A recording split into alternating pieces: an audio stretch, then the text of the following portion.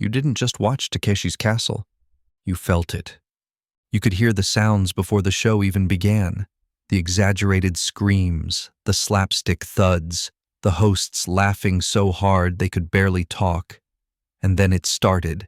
That familiar intro rolled in, and you knew exactly what kind of ride you were about to go on. This wasn't a cartoon. It wasn't a soap opera. It wasn't something adults made to teach you a lesson. Takeshi's Castle was pure, beautiful, ridiculous mayhem. And it was glorious. It looked like someone handed a group of comedians a military obstacle course and said, "What if we made this funny?" And somehow what came out the other side was this perfect blend of chaos and charm. Dozens of contestants, all wearing matching jumpsuits and helmets, charging into the unknown like brave, clueless warriors, slipping, sliding, falling, and laughing. And we watched every second of it with wide eyes and open mouths. It was funny, yes, but more than that, it was happy. It made us feel like the world didn't have to be so serious all the time, that even the most impossible challenges were better when met with a grin. And maybe, just maybe, that getting knocked down wasn't the end. It was the most entertaining part. There's a reason people still talk about Takeshi's Castle decades later. It wasn't just because people fell into the mud. It wasn't just the outrageous commentary or the wacky characters. It was because every part of it was crafted to make you feel something real: joy, anticipation, disbelief, and most of all, connection. Because even though we weren't in Japan, even though we didn't know the language, we understood everything. When someone took a flying leap and completely missed the stepping stones, we laughed. When a contestant somehow made it through the honeycomb maze without getting tackled, we cheered. And when they finally reached the castle gates, our hearts beat a little faster. It was storytelling without words, drama without actors, heroism without capes. Each one was its own little world, full of rules that barely made sense, and yet made total sense at the same time. You had the skipping stones, a game of speed, balance, and pure dumb luck. One wrong step and you'd watch a grown adult faceplant directly into the water. But when someone made it across cleanly, it felt like a miracle. Then there was the honeycomb maze, a twisted labyrinth patrolled by guards in monster costumes. Contestants would sneak through like spies, only to be jump-scared by someone in a rubber suit and sent flying back to start. It was terrifying. It was hilarious. It was perfect. Bridge Ball, Mud Run, Dragon Lake. Every single game had the same magic formula. Take something difficult, make it look impossible, then invite someone to try anyway. And that's why it worked. Because every challenge, every wipeout, every failed attempt reminded us of something real. Life is messy. Goals are hard. But there's honor in trying, and laughter in failing. You didn't need CGI. You didn't need a plot twist. You didn't even need a prize. All you needed was someone willing to try, to climb the wall, to dodge the cannonballs, to stand back up after being hilariously knocked down. And in that way, it was us. We saw ourselves in those contestants. Not because we thought we could win, but because we wanted to try. Because even if you got knocked into the mud pit or lost in the maze or face-planted into a foam wall, it didn't matter. You still got a thumbs up. You still got a laugh. You still got remembered. You know what else made Takeshi's Castle so special? The fact that nobody explained the joke. There wasn't a host standing there spelling it all out.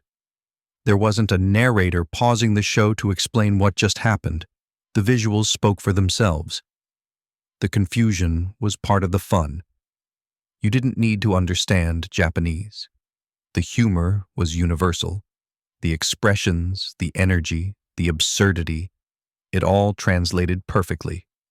And when the local versions added their own commentary, like Craig Charles in the UK or Javed Jaffrey in India, it didn't take anything away. If anything, it just made it more iconic. Because the heart of the show stayed the same: ordinary people, ridiculous obstacles, a dream of reaching the castle. It didn't need violence. It didn't need drama. It didn't need cruelty. Takeshi's Castle made you laugh with people, not at them.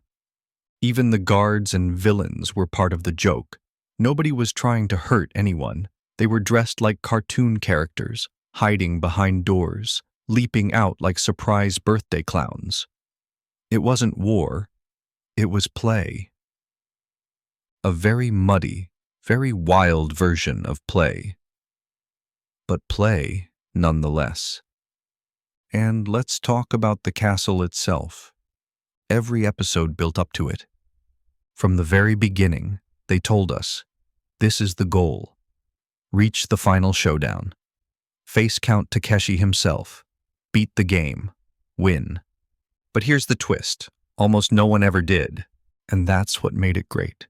Because Takeshi's Castle wasn't about winning the game. It was about playing it. In a world obsessed with trophies and titles and status, this show told us something completely different. It's okay to fall. It's okay to fail. It's okay to look ridiculous trying. As long as you keep moving forward. That message hit hard, especially when you were a kid, because life felt like an obstacle course. School, friendships, pressure, growing up, it was all confusing and messy, and Takeshi's Castle made it okay to stumble. It made it okay to try and still come up short, because trying was the point. And let's not forget how the show felt. It was colorful, loud, hypnotic. The set design looked like a cross between a theme park and a dream. It was a world where rules didn't really matter, and reality could bend as long as it made you smile.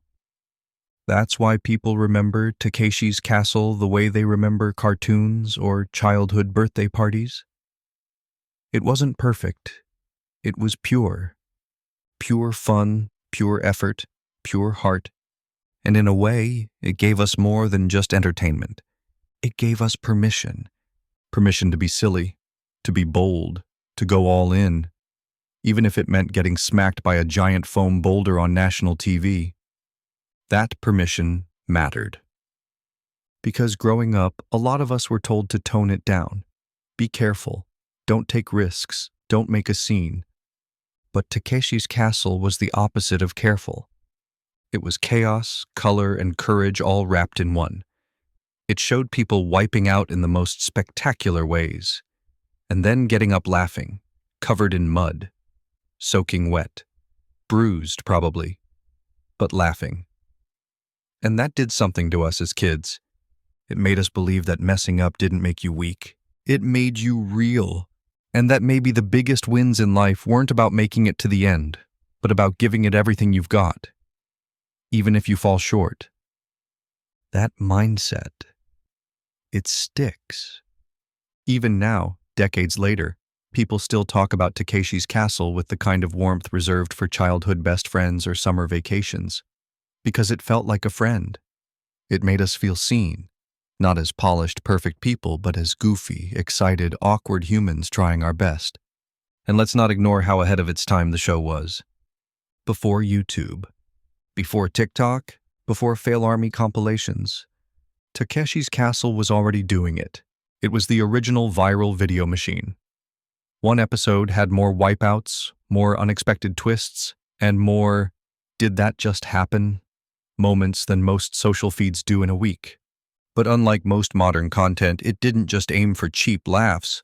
There was no cruelty, no mocking, no negativity, just energy, enthusiasm, and the unspoken message that life is more fun when you don't take it too seriously. And that's what sets it apart.